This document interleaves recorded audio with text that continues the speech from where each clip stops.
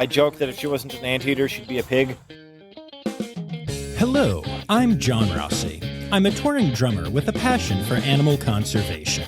When I'm on the road, I spend as much time as possible visiting zoos, aquariums, and conservation organizations. Now, I want to share those places with you. I'll be talking to keepers, vets, conservationists, anyone who can help me in my mission of connecting my people to animals through their people. Join me on my Rossifari. Hi, hello, how are you? Welcome back to the podcast that brings you all of the cute animals with none of the gross smells, the Rossifari podcast. And y'all, I have officially returned home from tour. That's right, this is the first episode in a couple of weeks that is not being recorded, kind of sneakily in a dressing room or hiding in the back lounge of a tour bus or other crazy stuff like that. I am back home. I am on my very fancy Shure SM7B microphone, and we are back to sitting on a couch and making a podcast. You know, speaking of my SM7B, I know I told y'all when I got it, I was very excited.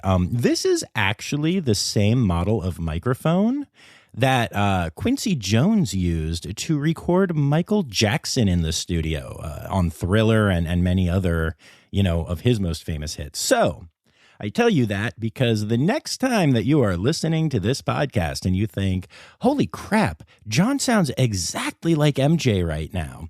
Well, now you know why. Mama say, mama sa, mama cosa, mama say, no, okay. But I will say that if you want to be starting something new as you get into the holiday season, you could go and sign up to support the podcast by going to patreon.com/Rossifari.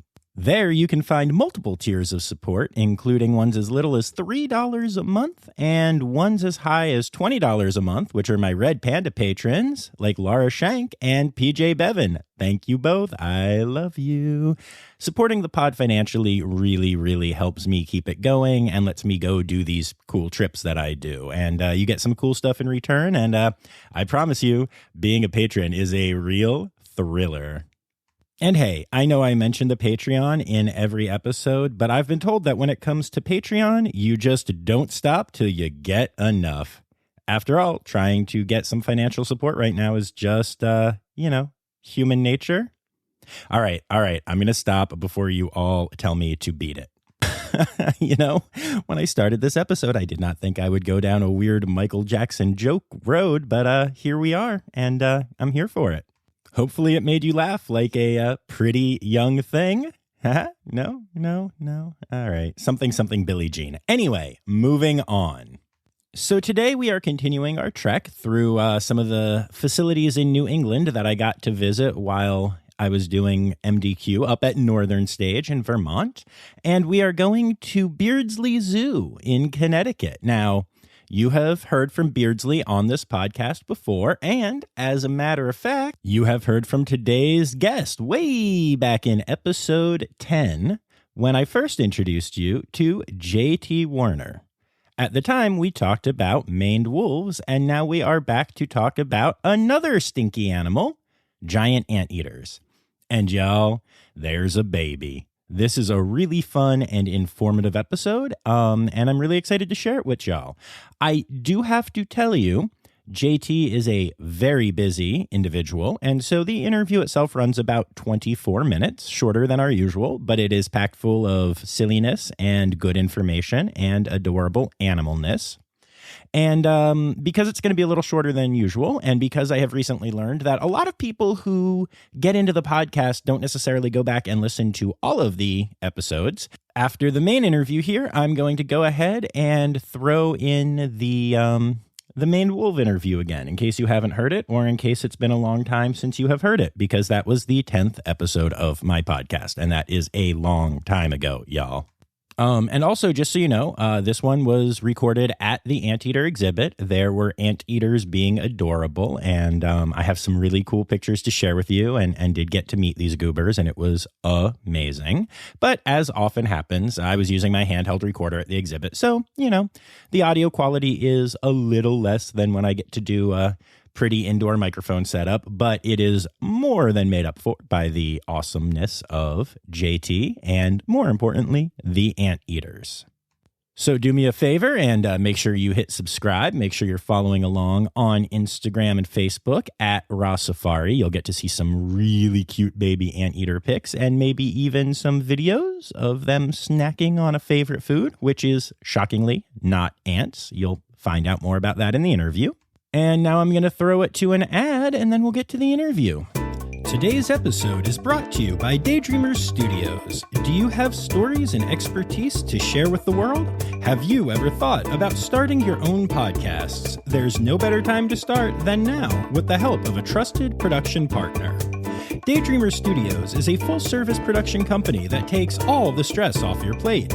You can focus on creating engaging content while they focus on recording, editing, audio engineering, hosting, and publishing on 22 platforms.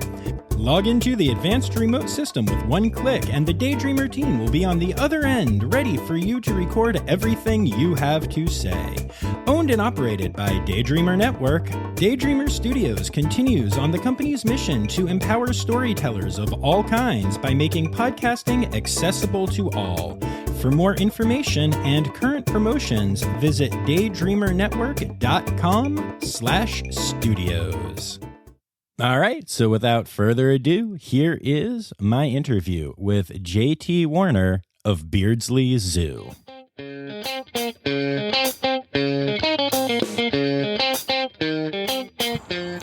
All right, so tell me who you are and what you do here.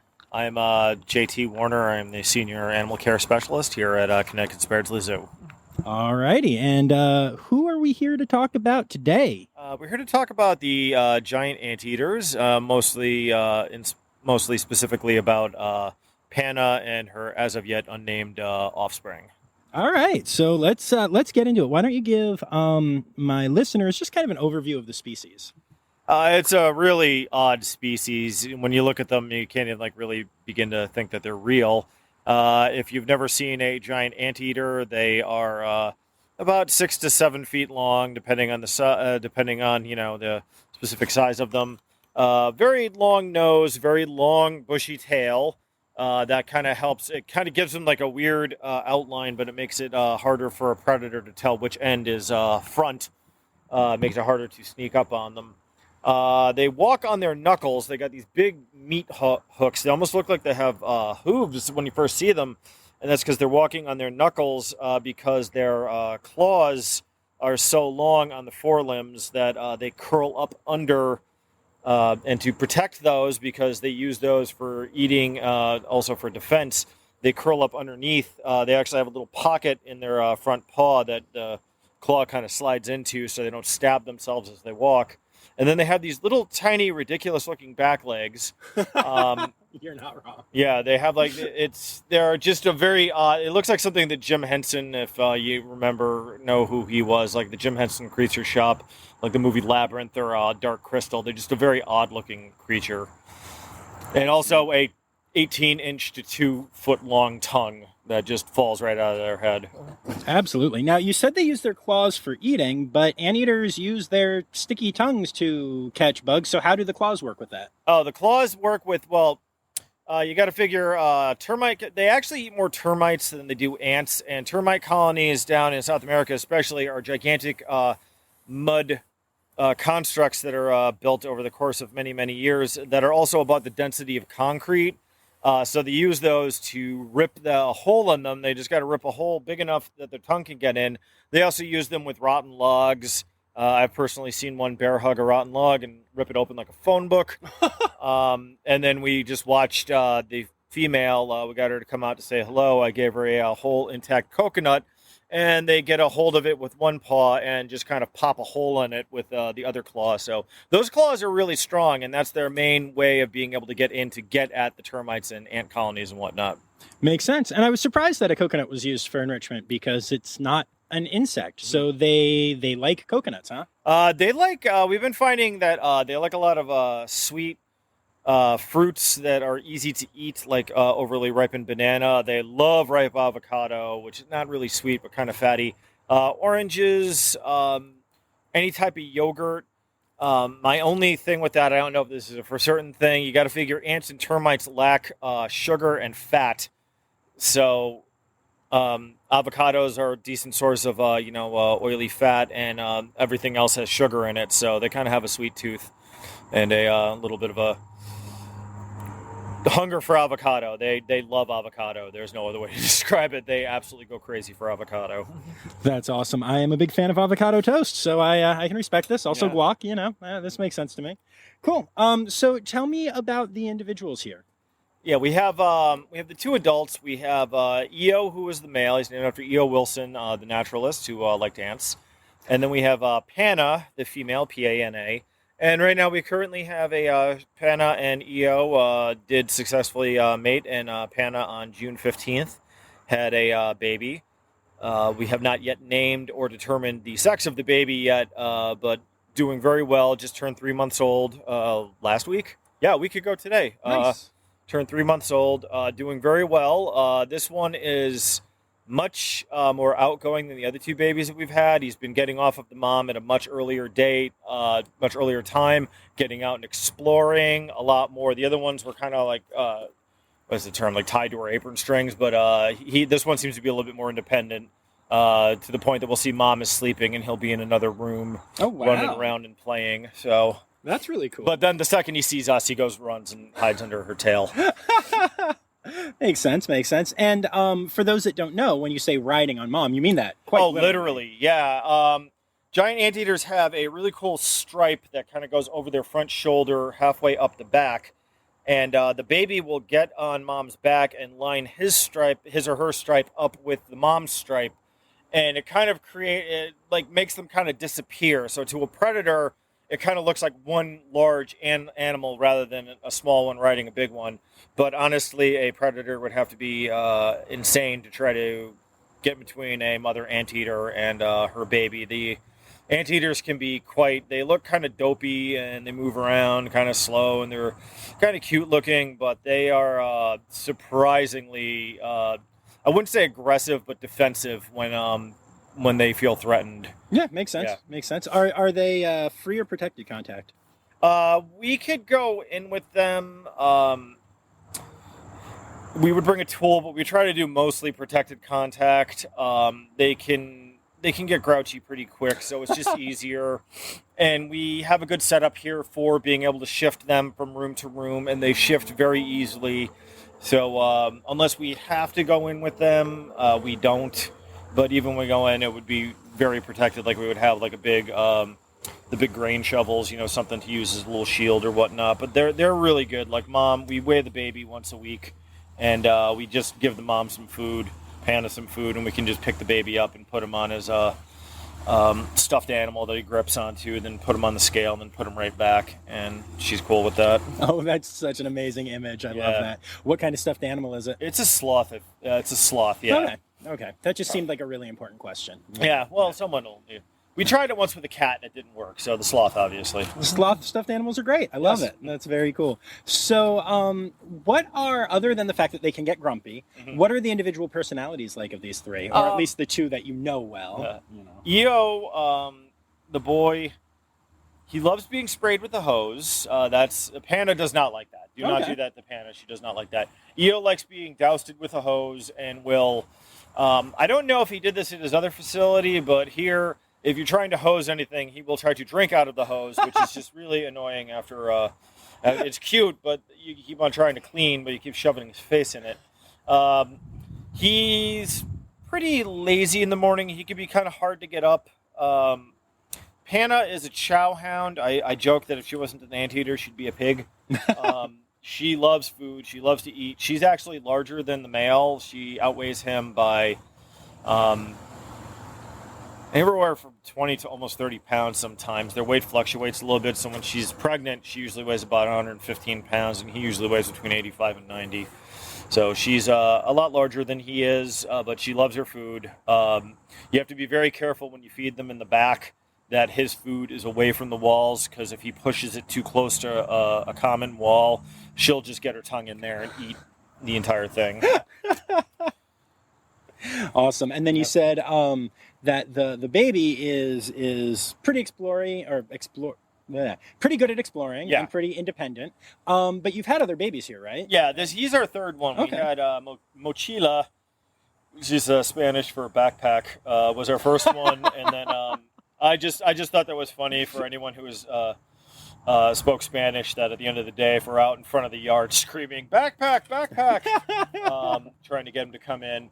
And then Tupi was our second one. They were both males. Mochila is in Louisiana right now. He's at the Alexandria Zoo, and Tupi got sent down to Nashville where he was paired up with 3 females. So Tupi's having a good time down there. This That's guy awesome. this guy is just like, usually they've been very, the other two we have, like I said, they would stay very close to mom. He's very much getting up and exploring. When he came in, we put them out in the yard. We switch. You can't have the adult males with the babies. Too much of a chance of them injuring the baby. So mom and baby get the yard in the morning, and then right around 12:30, I switch them. And when he first came in today, he was covered with dirt. And I went out there and saw he had been digging little ruts here and there, trying to see what's under the ground. So he's doing a good job getting in touch with his anteater instincts. Nice, that's awesome. So tell me about what you feed them. I assume that you don't keep 10,000 termites a day or whatever. Yeah, that's people always ask that, like, what do you do you give them ants? And like, well, that would be, they eat between 35,000 and 40,000 ants or termites a day. And the other thing is, like, these South American ants and termites, which are like, can be considerably larger than ones here, and also live in considerably larger groups. Up here, an ant colony might number in the tens of thousands. We're down there, it's in the hundreds of thousands to millions.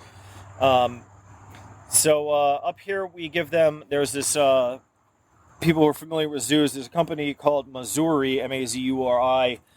It's a division of Purina, I believe. And they literally make everything. They make like specialized elephant and moose diets and stuff like that. And they do a pellet called insectivore pellet, which is a little tiny pellet. They look almost like grape nuts. And it's a complete diet. And you soak it in water. And then after about half an hour, we blend it into basically like a pancake batter type deal. And we give them that. EO is a finicky eater and has trouble putting on weight sometimes. So he also has some exotic feline pellets, like kibble and some leaf eater biscuits mixed in with his. He also gets an avocado mixed in with his diet to help encourage him to eat it. But Panda just gets the straight Missouri.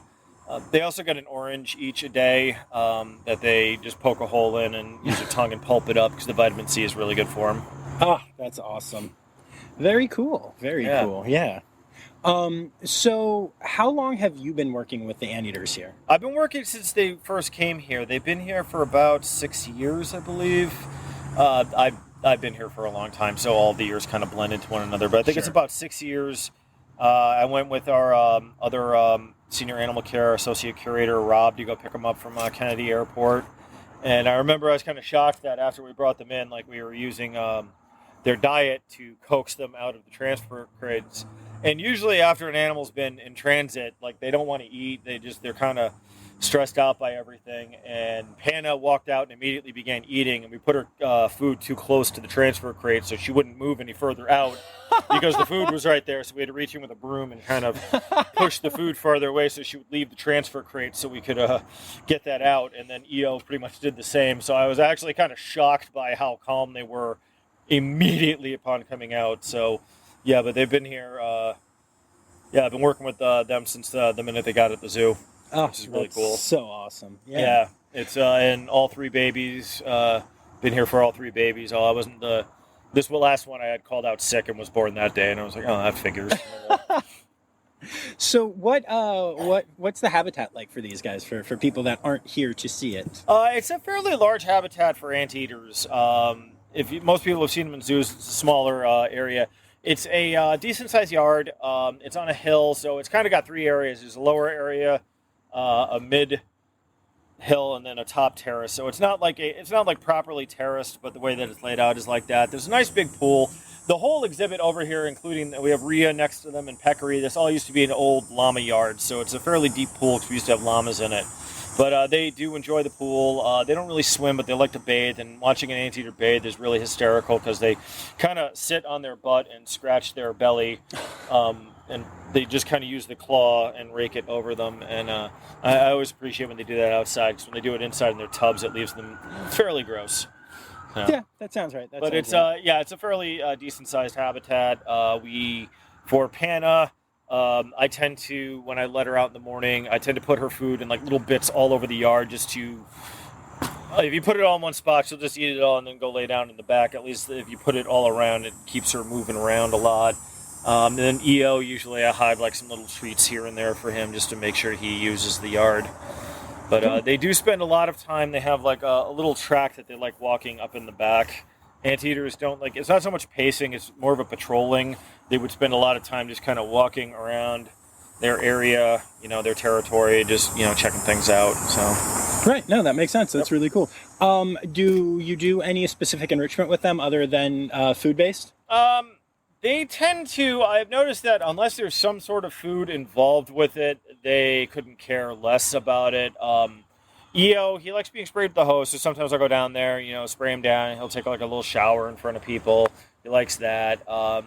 Scents, I really haven't found anything that they really like that they'll dig through with that. Rotten logs they like. If we can get like a good rotten log to the point that it's pulpy, like you can push your fingers into it, they love just ripping that to bits and trying to see if there's anything edible inside of it. But the majority of stuff is like is food based. So we'll there are logs out there in the yard that drilled holes in, and like I'll go around, pour food down that, pour some mealworms in it. They do like mealworms. We have different carafes and things that will stick their food in, so they have to actually utilize their tongue to get it out. Some different puzzle feeders, which are like in weird shapes, that they have to use their tongue in order to get the food out. So stuff like that to keep them mentally stimulated. But I haven't found anything that they like to play with other than trying to get food out of it. So gotcha. Makes sense. That's cool. Very, very cool. Yeah, some animals like wolves, you can put out like stinky substances and they'll roll around. Right. These guys just don't seem to care about that. I have a hard time picturing an anteater just rolling around on the ground. Yeah, I mean, it's funny when you see them play. Like when you see the baby play with mom and stuff, they'll do that. They'll kind of roll around. They almost look like they're fighting. But anteaters let you know when they're mad pretty easily. They have a pretty loud bellow that they do when they're upset. So unless I remember the last time I had interns back there 2 years ago, one called me in a panic one day that they were killed. That they were fighting. I come in and they were playing. I let her know unless you hear that bellowing noise, it's just playing. Right. Yeah. Yeah, that's how it's dumb, but that's how it was with dogs at first. I thought they'd be fighting, and then people were like, "No, they're playing. They're having fun." I was like, "Okay, you just have to learn the behaviors." Yep, exactly. Even when we had the tigers, on a different story with it, when we had the two sister tigers, they would be on their back legs hitting each other and wrestling, and people would say they're fighting. Like, no, trust me, if they were fighting, you would be running away.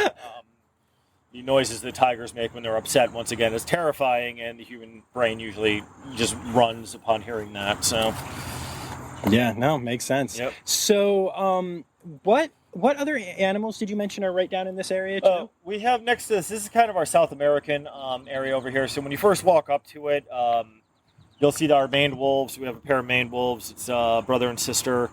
They're there, and then the next yard over is Chicoan peccaries. And then the yard behind that is kind of a weird terraced exhibit, but the yard behind that is we have greater rhea walking around, and then the anteaters over here. And then next to them, hopefully completed and open by spring of next year, we're going to have a nice, huge Andean bear exhibit. I am so excited about the Andean bear exhibit. I'm excited about that too. It's been a while since we have Andean bears here at the zoo, so I want to come back and do an interview with people about that once it's open, and I can't wait. I'm so excited. Yeah, that's going to be amazing. It's hard to describe to the viewers, but it is a massive exhibit. It kind of is stretching from the edge of the anteater habitat all the way over towards the bison habitat. So it's a fairly expansive yard. Yeah, it looks amazing from what I can see so far. Yep. I really can't wait. I'm just so excited. Oh, we're just stoked, so yeah. I bet, yeah.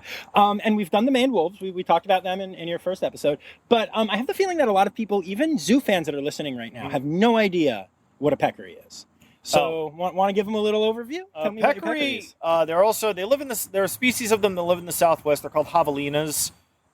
Javelins, named after, I'm guessing probably the teeth, because their canine teeth are massive. They are. Easiest way to describe it is they're incredibly pig-like, but they're not truly a pig. They have different dentition. The way that their hooves are put together is slightly different, and their digestive system is different than that of a pig. It's a little bit closer to a ruminant. So they're very pig-looking, but they're not truly a pig. Easiest way to describe is the body looks like covered in porcupine quills, a massive head, and tiny little legs that don't look like it should be able to support any of them. They're just very, if you get a chance to look them up, we have Chicoan peccaries, which are one of the largest of the subspecies, not subspecies. And they're covered in very long bristles. Like I said, it looks like an porcupine almost. Yeah. But they're not sharp like a porcupine. They're just stiff bristles, kind of like a paintbrush. And the same pig-shaped head, but like the body is disproportionately small, it seems, and the legs are tiny. Yeah, legs are real tiny. Tiny little hooves. Like when you look at them, it does not look like their legs should be able to support them at all, and that they're entirely head. But then it's funny because like you'll see them eat and like in the yard, and they'll they only open their mouth a little bit to eat, and then they'll yawn, and their mouth is huge and filled with 4 very large, very sharp, triangular-shaped canine teeth that can do some damage if you were to run afoul of one of them. So are they carnivores then? Or? No, they're omnivore. From what I understand, they are opportunistic. They're omnivores. They're opportunistic carnivores that find meat on the ground. I mean, a lot of animals, even people are shocked to find out that even deer will eat meat if given the opportunity. But did you see that video of a giant tortoise? Oh, just with crushing the bird, and eating the bird. Yeah, that was insane. Yeah. I saw one of a giant tortoise. It would walk over its food until pigeons came over, and then it would just kind of drop all of its weight down on the pigeon, and then back up and eat the pigeon. Now that I've horrified everyone, but the teeth are used primarily for defense. Gotcha. It's one of those kind of like why mandrills have mandrills and gorillas have huge canine teeth. It's kind of like if they're threatening something, they're going to open up their mouth and show this is what you're going to be facing if you come any closer. Right.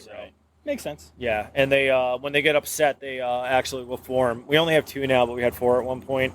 And when they get upset or scared, they'll put their backs to one another, their butts to one another. So you basically have a giant ball of teeth just facing outward. So like if it was like a predator, like a mountain lion or something, trying to rush in there, it's basically going to run into a mouth no matter where it goes. So that's awesome. Yeah. All right, we'll be back after this quick break.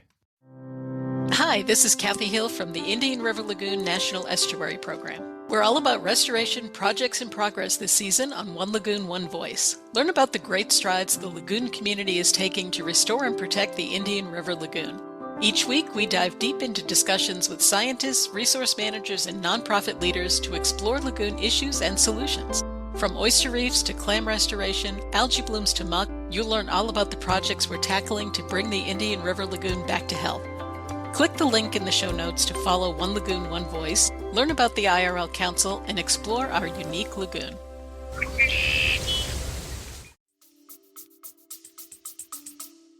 And then RIAs. Are the rumors true?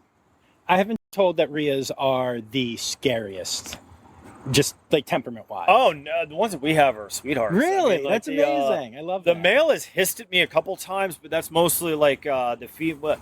We had to separate them. After a while, so we don't have the female and the male in together, but the female used to be in there and we would lay eggs, and the males are the ones in rat tights who sit on the eggs. Right. And he would get kind of snippy about if he was sitting on the egg, but usually we would just toss some food 5 feet from him, and he would get up and walk over and forget that he had the egg. So, oh, that's fascinating. I've never worked with any of the other ratites. I've heard people tell me the same thing about emus, and then definitely cassowaries are scary because I know that people have actually been killed by cassowaries, yes. and they look like dinosaurs. Yeah. So, but yeah, the ones that we have are fairly easygoing. Awesome. Yep. Very cool. Very cool. Are there any conservation organizations that you would like to give a shout out to or talk about or anything like that? Just if you want to look into AZA, they have lots of different ones like the Saving Animals from Extinction. They can send to all different groups that you can go to there, and just anything. Connecticut local wildlife rehabbers, because we have a lot of issues. One of the best ones is Wildlife in Crisis. I believe it's in Reading. That's a great one always to donate to. They will take almost anything, no questions asked, and care for it, and release it if they can. If not, they'll house it. So organizations like that are always great too, because people don't realize, like there's a lot of animals that live just in our backyards, and sometimes they need they need a hand too. So. It's time now, don't you know? We've come to the end of the show. But there's one tale left to go. You're gonna laugh and say, oh no. It's time for the Rossifari poop story. Poop story. So, a few years ago on there's a Facebook group called Zoo Creepers. There was a poll about what were the worst feces to work around. And the top three were maned wolf, rhea, and anteater. And we have them all located very close to one another. Anteater feces are when the baby, because he's on like the milk diet, they look like a normal, like almost like dog poo, and they're not that bad. But since we're substituting the diets, they're what comes out the other end is going to be a little bit different. So we're giving them mostly a paste. It is just, we'll just say generally unpleasant. The best thing about it is we have giant, big like horse troughs in the back that they tend to go to the bathroom in. So it allows us just to basically pour it down the drain in the floor. Nice. Because if they were just going on it's not pleasant. It's hard to describe. And then, the worst story with it was at the end when the building first opened. There's a drain in the center of the floor, and it goes to a catch basin at the end. And we didn't know how often we had to clean that catch basin, so it went like probably a good 2 or 3 months before we decided to clean it. So it was in the middle of the summer, and it was basically a catch basin filled with sand and fermenting anteater poo. We've never let it go that long. It's now cleaned every other week. You could have stripped paint off of a Foot Locker with the smell that came out of that, and that's how you learn. But yeah, fair. Yeah, because it was like, especially once you got to the bottom, all the stuff that had been sitting there for the longest time. So yeah, that is the anteater story with poo. It's fairly. I often joke about, thank God they're cute, because almost everything else about them is kind of gross. They leave like this thick Elmer's glue consistency saliva on their food dishes that just will not come off sometimes. If it dries with the sand in it, you have to practically chip it off. Oh, man. Their poo is nasty, and they can be gassy at times. You can just walk back there, and there's just an air biscuit that makes you want to cry in the air. But they're wonderful animals. They have a lot of personality. They make me smile every single time I see them. Like, I could be in a bad mood, and one of them will stick his face through the bars and start smelling me, and I can't help but laugh then. That's awesome. Well, thank you so much for taking the time. I really appreciate it. Thank you for listening, everybody.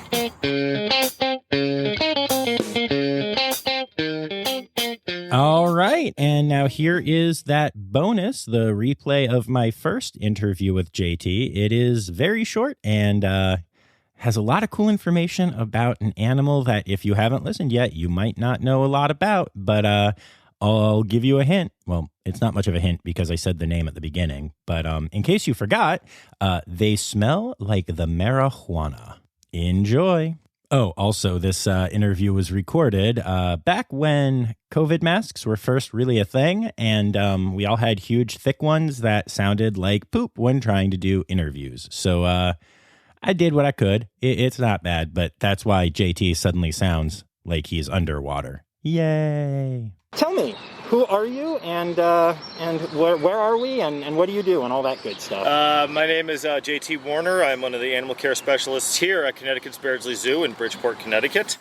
I am in the hoofstock / Pampas Plains track of the zoo, so I help take care of everything from Andean condors to 3 different types of wolves, giant anteaters, peccary, deer, a couple of small birds, and the prairie dogs. That's really awesome. How did you get here? What did you do as far as education? And is this your first zoo, or have you been doing this for a while? This is my first zoo. I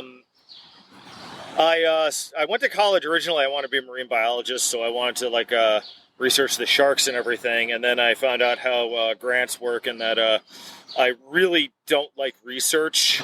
I found that out very quickly. So I kind of switched my track to do, I was kind of in the pre-med track because I was thinking about becoming an RN or a PA. And I had to do a service project my senior year in college down in Florida. And there was basically like a cat reserve nearby in Florida. And I'm like, well, if I have to do 100 hours of service project, I'm going to do it someplace interesting. So I did it there. And I fell in love with it and came up here. I worked for about 6 to 8 months doing grounds and maintenance here at the zoo. And one of the keepers left, and I was able to move into that position. And I've been here since, been full-time animal care since 2000. Wow, that's really awesome. That's a good long time. That's a long time, yes. That's very cool. So one of the animals that you take care of, and where we are standing right now, is the Maine wolf. And Yep. we are hanging out with your Maine wolves right now, which is awesome. So I feel like a lot of people don't know what Maine wolves are. Mm-hmm. So can you tell me just some basics about them?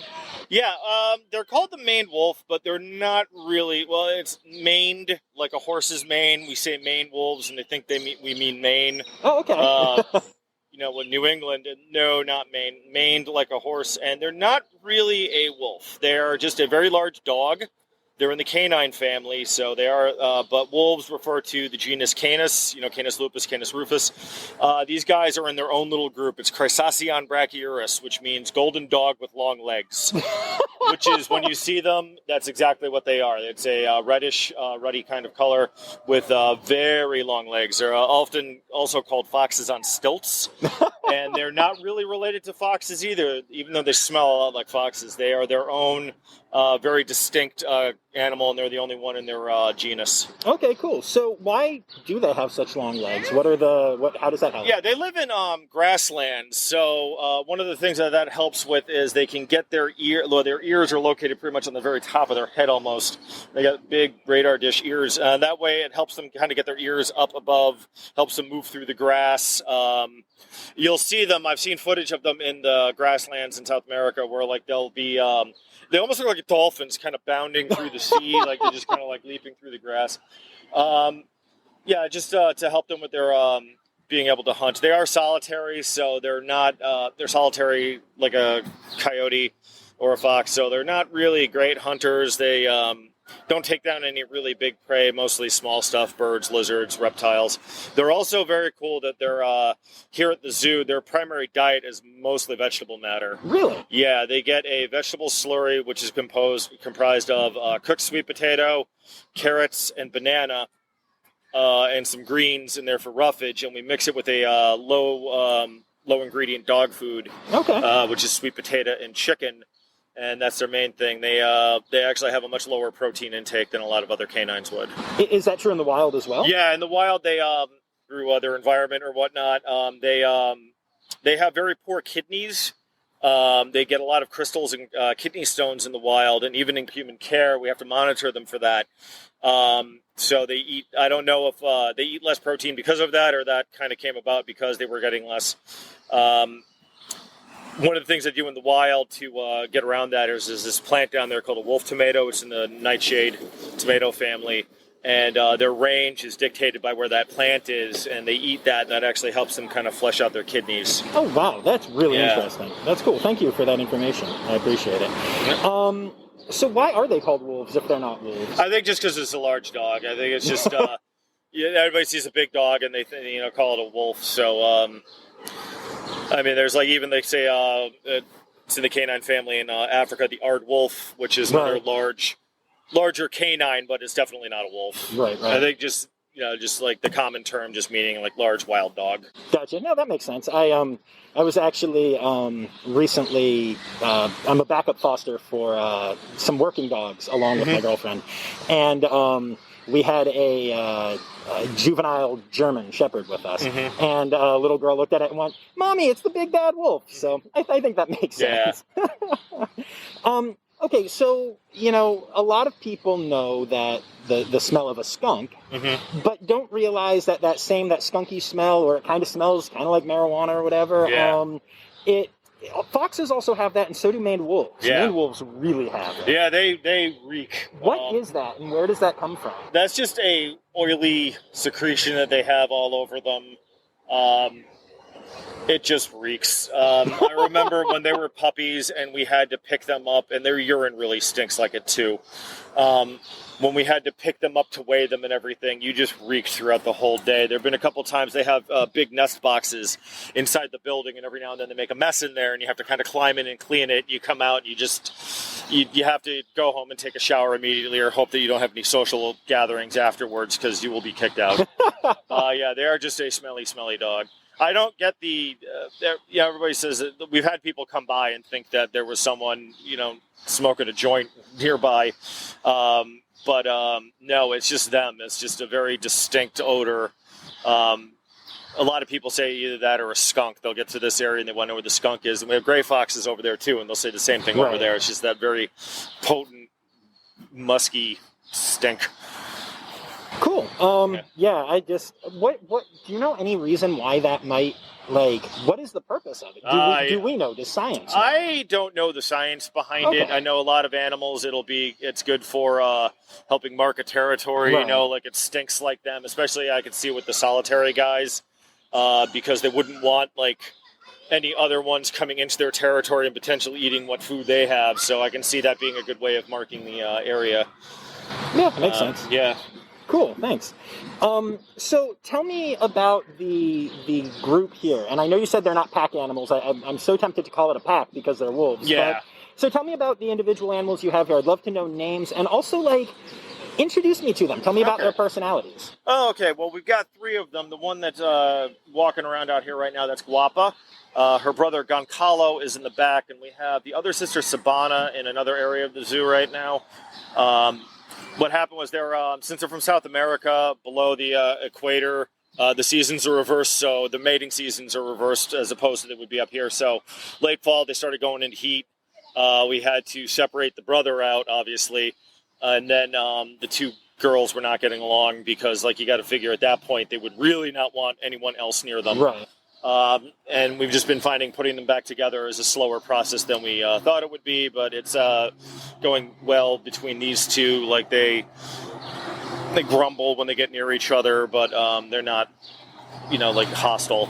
Guapa is, lack of better term, she's a little sweetheart. She comes over. See, she's coming over right now. Yeah, that's amazing. She's gorgeous. See what we're doing. Yeah, she's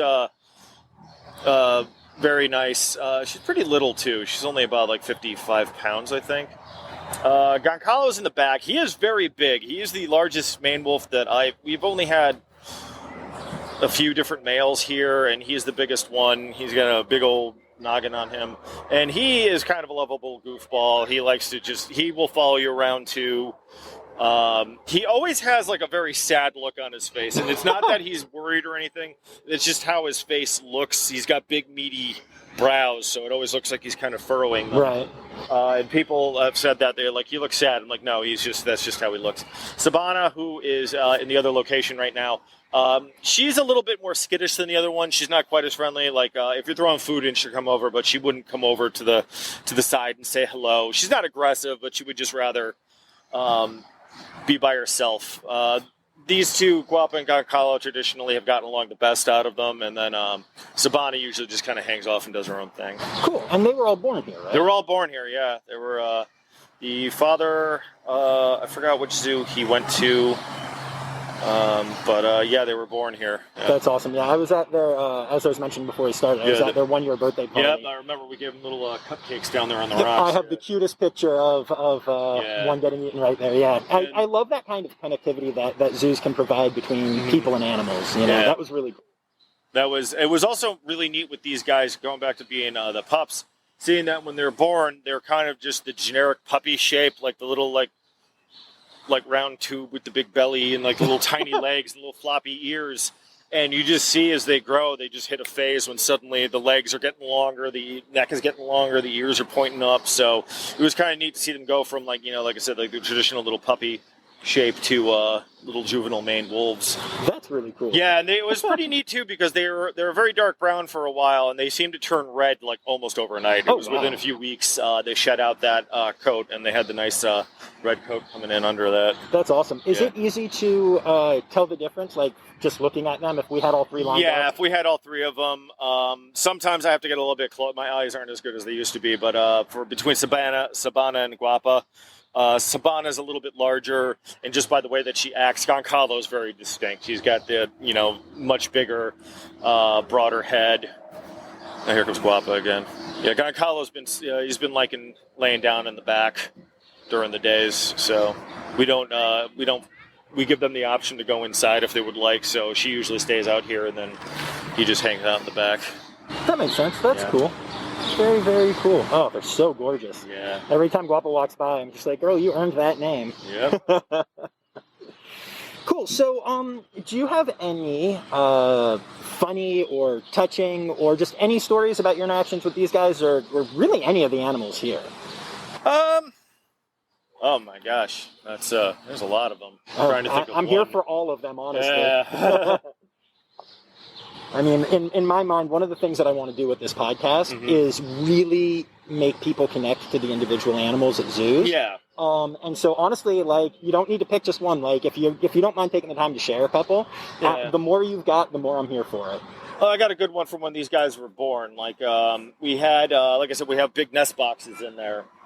And we suspected she was pregnant. We noticed that she looked like, it's kind of hard to tell. Like, most animals don't look like they're putting on a ton of weight, especially the predatory animals, because it being, like having big, wide belly is going to really impact you from being able to get food. So we suspected that she was pregnant, and we had the cameras in and everything. And one day checking the camera, it was December 26th. It was the day after Christmas. I remember that. And we saw that she was giving birth. So you stay out of the building at that point, let her do her thing. You don't want to bother her. So we're in the kitchen of the Rainforest building watching it on our phones. And we see the father stick his head in.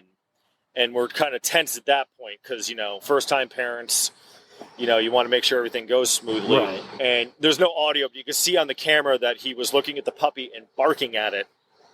But then it seemed like just like a light turned on, and he realized what he was supposed to be doing, and he immediately started grabbing straw and very gently putting straw over the puppy to keep it warm. And he was a great dad. He was the overly protective one. He would be the one that, like, when the puppies were younger, we would go near the sides, and they would come running over to us, and he would come over and kind of like have a little bit of a growl, and he would pick them up and walk away and put them someplace else. Like he was a great dad. Oh, I love that so much. Yeah, he was. It was for first-time parents. They did a great job. So, what's the normal cycle with animals like that? As far as do the parents generally stay with the cubs for a while, or they would stay with them for about a year and a half. And then you could tell towards the end, the mom was just wanting them to, go away. But she was still feeding them for quite a while afterwards. Not so much even letting them nurse, but she was definitely regurgitating food for them for a very long time. But it's about a year and a half, and then they'll start going off on their own. The fathers, I'm not positive. I would have to look this up again. I'm pretty sure the fathers stay with them for a little while, but not all the time. No, that's really cool, though. So they regurgitate the food? Yeah, they regurgitate food. They'll the parents will. That's the easiest way to carry food, and also it kind of breaks it down a little bit. Right. There's no such thing as baby food in the wild for puppies, and they may not be able to chew stuff. But if you've chewed it up and kind of gotten the digestive process going, and they'll come over and just spit it up for the babies, and then they'll eat it. Interesting. Yeah. I'm actually kind of finding that to be more common than I thought. It's kind of, I think, outside Everybody of thinks it's birds. Yeah, exactly. They think birds are the big thing, but a lot of animals actually do that. A lot of predatory animals, especially. Cool. So, were there any other stories you wanted to share or anything? Or? Trying to think of another cute one. Just over the years, I've got so many memories from, I helped raise some otters here, seeing various births, different, basically what you're saying is you just really, really love what I really love doing this. You have to, in order to work in a zoo professionally with animals, you have to really love it. It's it's really hard work mentally and physically. People don't realize the mental aspect of it. It could be very, very draining. At times, it could be very rough. It's rough on your body. It's like, I mean, you're in constant motion, moving heavy bags, picking up, it's got all the fun aspects of like animal care with like a lot of landscaping involved in it. So a lot of physical labor, but you gotta love what you're doing in order to do this, especially, to keep everything up to the standards that, we're part of AZA, so to keep everything up to the impeccable standards, it's a lot of work. So you have to love what you're doing. That's awesome. Yeah. Cool. And then the last question that I like to ask, and I will tell you in advance, I'll edit it out unless it's something really cute or funny, or we'll just skip it. It's not a problem. Okay. I do edit all of these. But I've noticed that a lot of keepers have funny stories that like relate to animals and something disgusting. Whether it's, almost every one of them has turned into a poop story. But just if you have anything silly like that, cool. If not, no worries. Oh God, yeah, disgusting. Like our job is gross. A lot. I'm trying to think of a good one. Okay. I did not realize that opossums could launch musk from their anal gland until we had one years ago when I first started working here in the farmyard, and I can't remember what it was. I think she had a nail that was cracked that we had to trim back. And she was pretty chill. She was like an abandoned baby, so we pretty much raised her, and she just loved people. But like a lot of animals, they don't like being manually restrained, so I had to kind of scruff her to like hold her by the scruff of her neck and hold her foot out so they could trim the nail really quick. And they're very wriggly. A lot of animals you don't realize, like cats, otters especially, they have very loose skin, so like they can kind of roll around in their own skin. And she was like wiggling, and I'm trying to hold on to her, and she just launched anal musk all over me. And then I found out later that, like, I didn't know this at the time, that the reason when possums play dead, they kind of go into like almost like a coma, like a torpor almost. And I'm like, well, why would that stop an animal from eating them? Like a coyote is just going to go score, Before they do that, they soak themselves with this disgusting liquid that smells like garbage that's been rotting in the sun for like a month. Amazing. It's just horrendous. And like, that's how I learned that. I was not pleased. That smell kind of stuck with me for a good while. Yeah, you just work with animals. There's going to be something gross happens to you. I remember another time we used to have a big llama herd, and the llamas didn't spit at you, but they spit at each other, and I walked directly in between two of them, and they spit at each other, and I got hit in both sides of the face. And it's just little chunks of grain and corn, so it's just smelly, and it hurts. So that was another day that I'm just sitting there like, scraping my face off to go. Thankfully now, with the new building, we have a shower back there now. Nice. We have showers in other buildings, so like at the time we didn't have that. That would have been really handy back then. But Well, but that's the kind of thing that shows just how much you truly do love these animals and what you do. yeah, you put up with that. two stomachfuls of llama spit. Yeah. Awesome. Well, thank you so much for taking time to do this. I really appreciate it. Oh, not a problem. Thank you.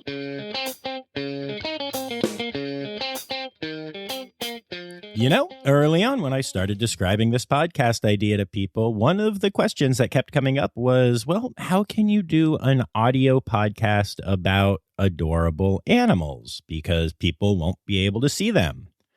And I think in general, I've done a really good job figuring out how to make that work and how to translate that to a podcast format. And based on the ridiculous number of downloads y'all are given right now, and I'm thankful for, that seems to be accurate. But I think now my answer would be, hey, some days there's going to be an episode with anteaters and maned wolves. And there are a lot of people with strong noses and sensitive stomachs to whom a podcast about those is actually a lot better than being there in person. Because trust me, y'all, these are both really adorable species, but they are really, really stinky. Still, getting to spend time with them was amazing, and I am grateful to JT for hooking it up both times. And you can check out Beardsley Zoo online at beardsleyzoo.org or on the social medias at CT Beardsley Zoo. Get it? For Connecticut. And remember, y'all, as Michael Jackson would say, Gotta be starting starter, gotta be starting starter, gotta be starting starter, gotta be starting starter. It's time for starter, yeah, yeah. It's time for starter, yeah, yeah. It's time for starter, yeah, yeah. It's time for starter, yeah, yeah. The Rossifari podcast is produced, hosted, and engineered by John Rossi. Editing and fact-checking by John and Dr. Zoe Vesley Gross. Our theme song is Sevens by Nathan Burke, performed by Nathan and John. Interrupting John theme and additional voices by Taylor Isaac Gray. You can reach John directly on Instagram and Facebook at Rossifari or by email at rossifaripod@gmail.com. Rossifari is part of the Daydreamer Media Network. Now, stop listening to me and go visit a zoo.